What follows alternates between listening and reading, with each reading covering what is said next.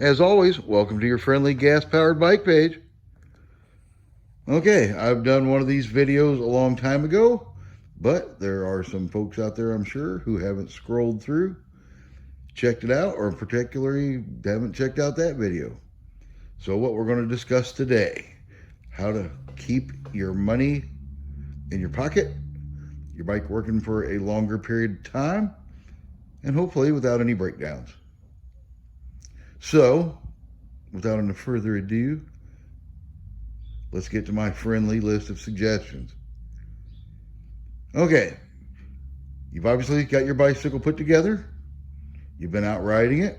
You've used about a half a tank of gas. I would suggest go ahead and keep riding through your first full tank of fuel. And then I would bring it in and I would give it the once over, because there are a few items that wear in immediately after a first tank of gas and could use a little adjustment, and that will keep you from having problems in the future and or get more longevity out of your bike.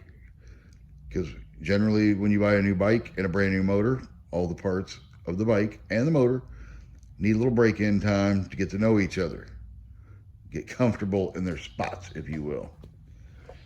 So if you are that individual and you had your first successful test ride and now it's time to give it the quick once over, I always say readjust your rear chain.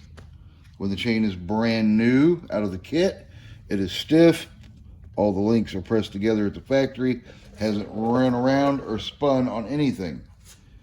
The chains usually do come with a little lubricant on them, so you can get away riding a little bit without putting extra lubricant on there.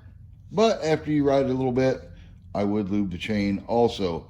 But I would definitely readjust my chain, because it will relax, it will get a little extra slop in it, because now it is worn to the teeth on the rear sprocket, and the teeth you can't see that you ran your chain around the drive sprocket.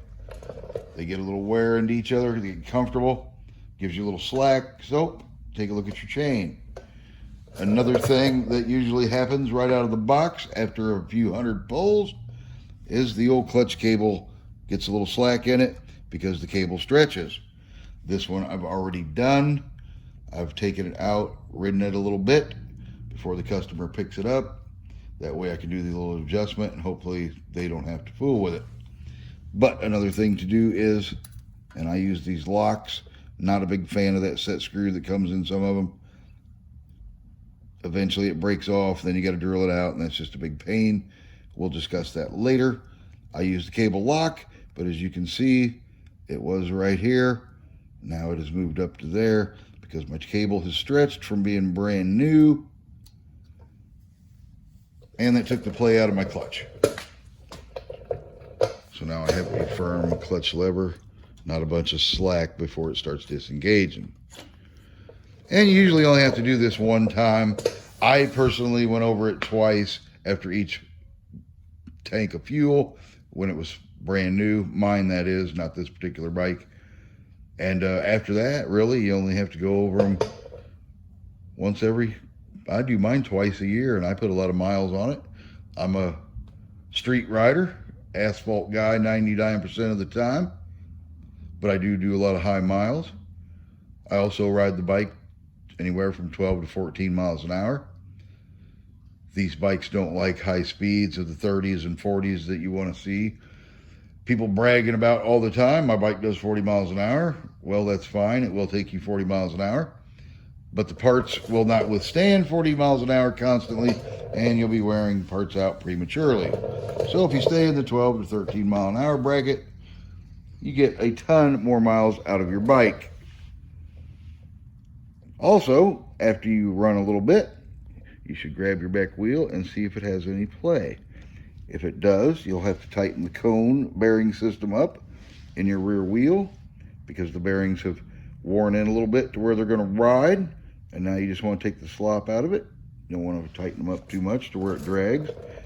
You just don't want a lot of back and forth play. The front wheel doesn't take as much damage or work as hard, but after you ride a little bit, it is a good idea to give it a shake, because sometimes the front bearings seat in there also, and give you a little wobble play. So you'll want to tighten up your cones just like the rear wheel.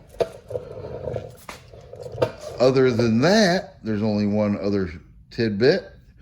Now, everybody thinks that the exhaust pipe, after being brand new or a brand new gasket, vibrates and gets loose. That is not the case.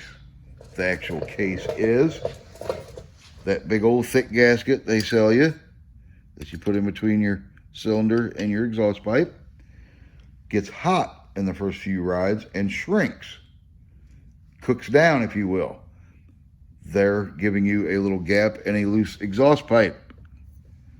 Now, this one has not done that yet because it's only went for one ride, but just in one ride, see how much I can snug that. This one I double nutted. It had the stud set up, but if you have the bolts that go in there, after your first ride, your first tank full, you don't have to super tighten them because you may have to do it one more time before the gasket fully cooks down, shrinks as far as it's going to shrink, and then you don't have to do this anymore. But it is something that is a good idea to check after the first 2 tankfuls of fuel. Then your exhaust pipe doesn't get loose, start making all kinds of extra noise you don't want to listen to, and or if you let it go long enough, fall off on the ground, and then you can ride back and pick it up and go buy the nuts and or bolts to get it back installed. So if you do that little tidbit trip right there, you shouldn't have any exhaust problems in the future. All right, well, that's just a couple friendly suggestions. It's things I check. I personally check on my bike when it was new.